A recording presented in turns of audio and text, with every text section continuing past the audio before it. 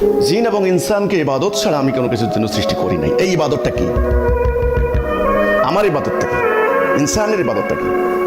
আল্লাহর খেলাফত করা।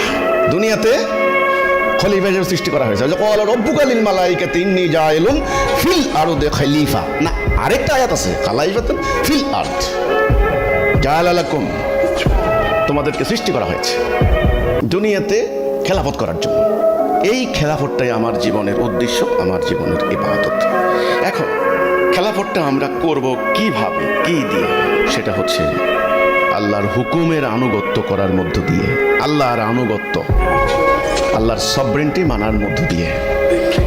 আল্লাহর আনুগত্য করব, অন্য কারো আনুগত্য করব না।